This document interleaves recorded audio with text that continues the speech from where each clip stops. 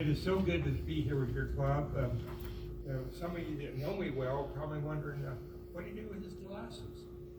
I look a little different. I can actually see. I had cataract surgery this last month, and so I see very good, other than I can't read.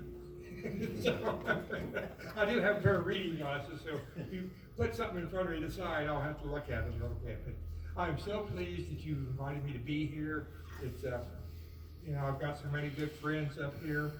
Ted and I have served on different things through the years, and we always get a chance to bond with each other, and a lot of fellowship and alliance. And especially this year, it's been such a strange year. International convention was scheduled. I was looking forward to being in Singapore. Zyda and I were going to have a little side trip to Australia, and we're still working on getting our ticket money back on that. But hopefully that'll come one of these days. And our summer rally, summer annual meeting was canceled. Our fall rally was just recently canceled. There's a lot of concern about our midwinter meetings. Give me some feedback. What are your guys' feeling like for midwinter? Would you be comfortable in attending if the COVID's still about where it's at? You know, we'd be in North Platte. And so I heard some people go south for the winter. It's March, isn't it? March. Well, needs to send them back. You're gonna send them back? And so kind of be thinking of that.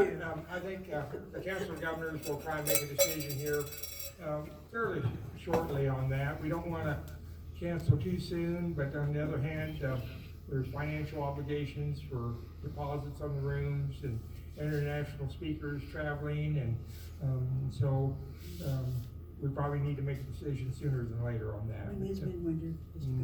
March, first weekend of March 5th and 6th.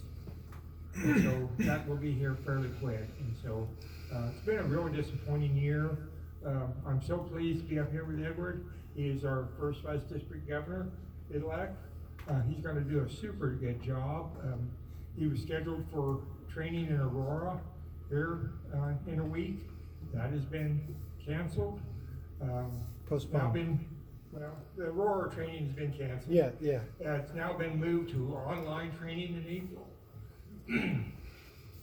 And also at the Hugh Center in Chicago, that training has all been moved online. And so that will be remote learning again.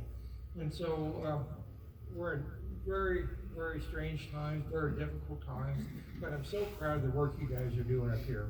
The mobile screening unit, I think that's a huge benefit for our communities. I'm so glad that you guys were able to get them in here.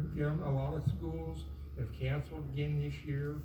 I know Steve and Alan are just playing hopscotch trying to get around to where they can actually get in and do some screening. And so I'm glad you guys were able to get that done. And thank you again for supporting that. I think that's a huge benefit for our kids. Again, in my own instance, it was to my point where I couldn't see with my glasses on, and so I didn't think I was quite old enough for cataract surgery, but my doctor convinced me otherwise, and I do see very good now, so I'm grateful for that. Briefly touched on Campaign 100. That's been extended for another year with the COVID, and so again, this is some long-term endowment type funding for Lions Club International Foundation. We're trying to build up enough money to fund worldwide projects. And so it's a huge program. Thank you guys for donating so generously to it. And keep LCIF in your thoughts there when you have a chance to contribute to that.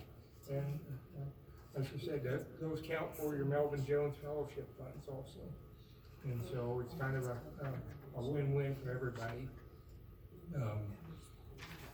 District-wide, I've been able to visit quite a few clubs. Some clubs are not meeting yet.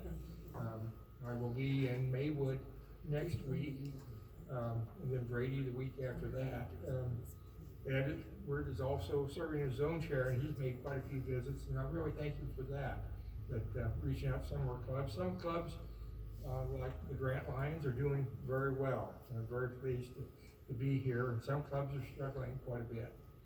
And so we need to encourage other Lions whenever we get a chance to keep up the service work, because I think that's the important thing that sometimes gets lost. We get tied up in fundraisers and other things, but trying to figure out why are we raising funds, and to try and be of service to our communities. Again, it's been a really a strange year. I told Saida that hopefully we can go to Montreal. But I saw a news release just a couple of days ago where Canada has locked down the border for anybody coming from the United States, and so I don't know if we will have international convention in Montreal this next June. And so unprecedented times, but I think we also need to keep people in mind that are have concerns and feel like they can't attend a meeting or a club function. We need to support those people and honor those concerns, because we don't always know the underlying health of someone and their thinking or what might be behind that. Just recently lost my mother-in-law to COVID, and she was had dementia and had some other health issues, but and so it's not something to poo-poo. It's serious and it's out there. As I travel around the district, I am pleased, I'll almost brag about this. We worked hard this year. We get a couple more members. L will be the largest district in the state of Nebraska with members, and we are already the largest by number of clubs. And so we get down to the annual meeting, that's going to have some bragging rights. And so prospective members, we're glad you're here. Thank you for coming tonight. We really appreciate that. And you know, sometimes I think we go out and try and get someone just to join. I've been trying to urge people to invite people to a service activity, like a local screening, see what we do, see how we serve, and then after you've invited them to help with one of those, and say, would you consider being a Lion? Seeing how we can help other people in our communities. Because I think that's the root of why we are Lions, is to serve. And I think that's never been more apparent than this year. But, is that side down as everything is, we have the opportunity to serve our communities. And I'd urge you to keep our district in mind, or multiple districts, our state.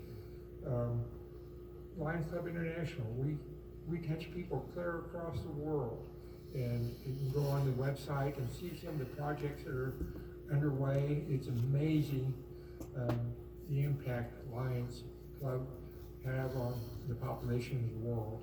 And sometimes that's hard for us to grasp, and we kind of stay in our little towns, and you know, a lot of our district clubs don't participate much with district activities, and so they really don't see a little bigger picture.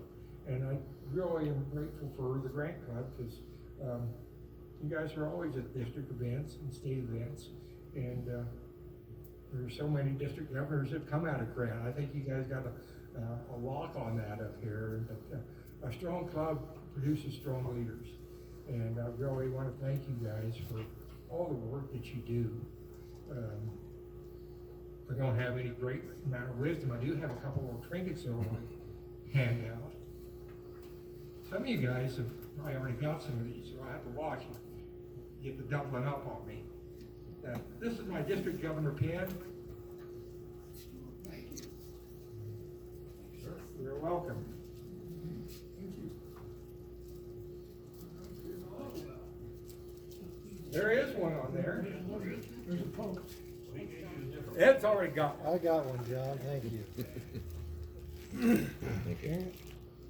Thank you, sir. Here. I scratched You're out the welcome. wheel well, though. I know Lisa doesn't have one. Would you take it over, Tom? You guys got one. You sure don't want a couple more?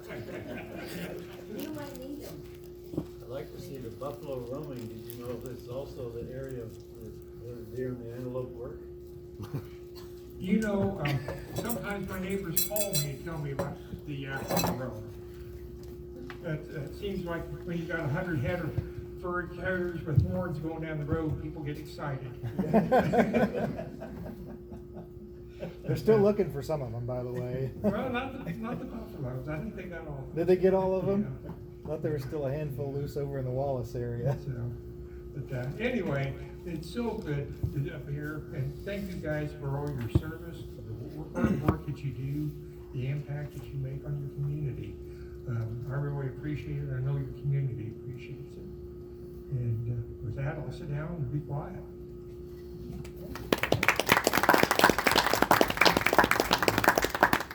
District Governor John, one thing you said really got my attention.